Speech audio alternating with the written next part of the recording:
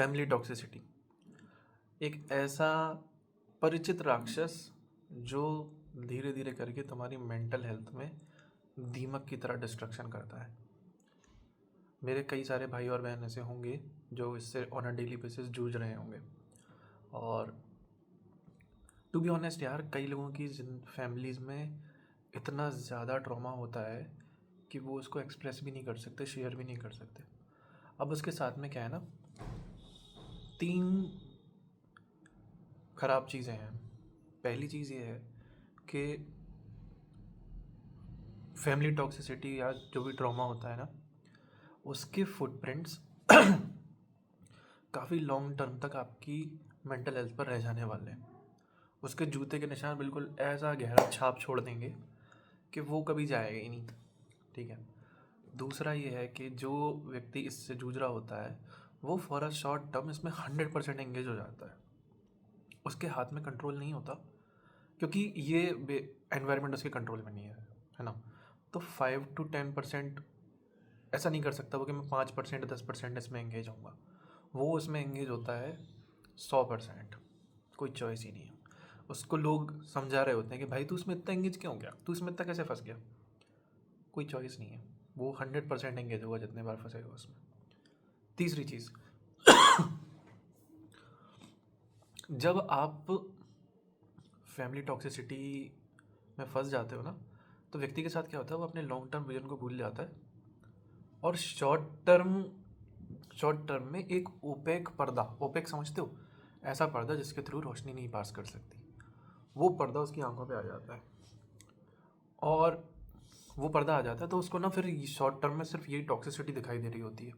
उसे long term में अपना पोटेंशियल नहीं दिखाई देता, उसे लॉन्ग टर्म में अपने अंदर की कैपेसिटी, अपना विजन नहीं दिखाई देता। वो उस काले पर्दे को ही सच्चाई मान लेता है। तो अब ये हुए नेगेटिव्स। फिर क्या होता है कि जब फैमिली टॉक्सिसिटी से जूझता हुआ व्यक्ति जब थोड़ा सा लाइफ में आगे बढ़ता है तो उसके साथ क्या होता है कि जब तक वो काम कर रहा है, जब तक वो अ, अपने आप को सुपर बिजी किए हुए है ना, तब तक तो बहुत सही है। बट जैसे ही वो उसका दिमाग थोड़े समय के लिए फ्री हुआ है ना, उसके पास करने के लिए कोई काम नहीं है, फैमिली टॉक्सिसिटी का जो राक्षस है वो भले अकेले भी बैठा हो कहीं पे, वो बार बार आके, जैसे मेघनाथ की तपस्या भंग कर रहे थे ना, बार बार आके उसमें घोटे पड़ेंगे बार बार आके। तो फिर सवाल ये आता है कि फैमिली टॉक्सिसिटी से जूझने के लिए व्यक्ति को, मतलब सॉल्व करने के लिए, क्या व्यक्ति को अपने आप को काम में डुबा के रखना पड़ेगा? क्या वो अपने आप को पूरी तरह काम में डुबा के रखा रहे? तो आंसर है हाँ।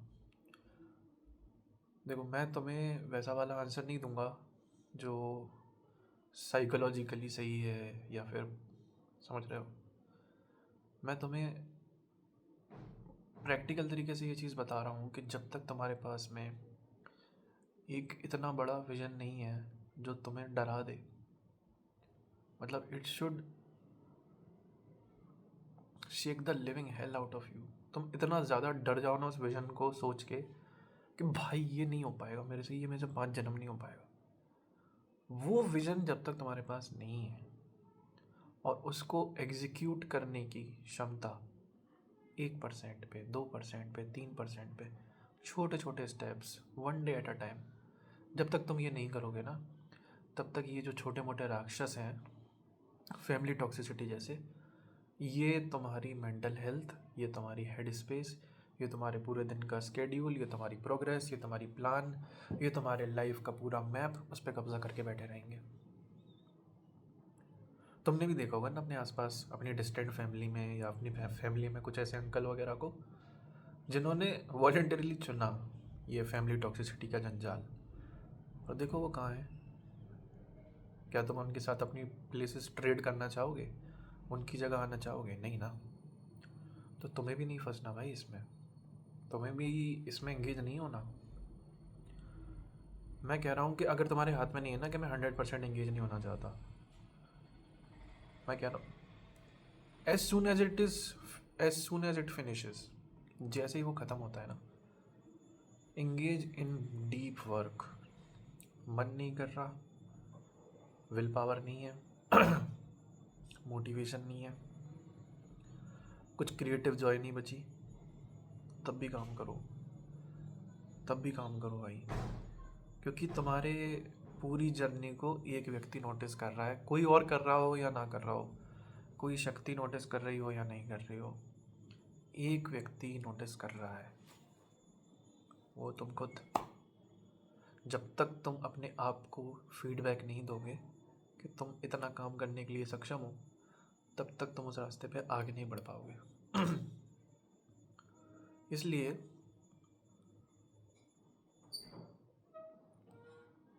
Long term vision, persistent effort and a disciplined approach, ये तीनों भाई तुम्हारे पक्के दोस्त हैं। ये तीनों ऐसे पक्के दोस्त हैं कि तुम्हें ये जो फैमिली ट्रॉमा का, फैमिली टॉक्सिसिटी का जंजाल है ना, उससे खींच के निकाल देंगे।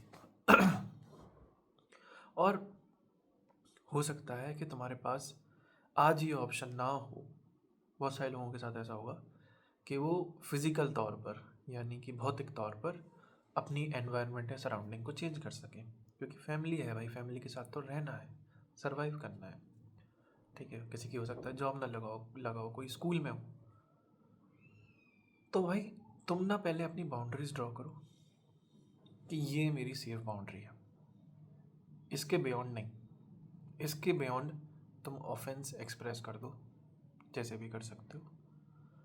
और अगर तुम ये चीज़ फिजिकली नहीं कर सकते, मतलब व्यक्त नहीं कर सकते भौतिक रूप से, तो तुम इस चीज़ को इंटरनलाइज कर लो। तुम्हारा जो रेवोल्यूट है, तुम्हारा ये जो तुम्हारे अंदर की जो क्रांति है, उसको इंटरनलाइज कर लो कि अब मैं इस एनवायरनमेंट से निकलूँगा, अब मैं इस इकोसिस्टम से निकलूँगा और मुझे उस डायरेक्शन में काम करना है। अगर नहीं किया तो मैं बहुत ही गहरे कीचड़ में फंस जाऊँगा। ये बात तुम्हें अपने आप को समझानी पड़ेगी और काम करना स्टार्ट करो।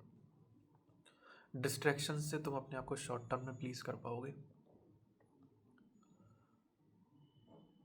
इंस्टेंट ग्रेटिफिकेशन से तुम अपने आप को थोड़ा सा और टर्म समय तक के लिए प्लीज़ कर पाओगे, पर जो ये तुम्हारी सेल्फ डिस्कवरी का पाथ है, जिसमें मैंने जो 3 चीज़ें बताई हैं, तुम उन्हें ले लोगे और छोटे छोटे बेबी स्टेप्स में परसिवियर करते जाओ भाई। डॉक्यूमेंट करो, चाहे जर्नल में करो, चाहे अपने फ़ोन की गैलरी में ही सही, एक वीडियो बना के डाल लो कि आज मैंने इतना काम किया। तो मैं बता नहीं सकता भाई कि 365 डेज़ के बाद गेम चेंज हो जाएगा मेंटल हेल्थ का,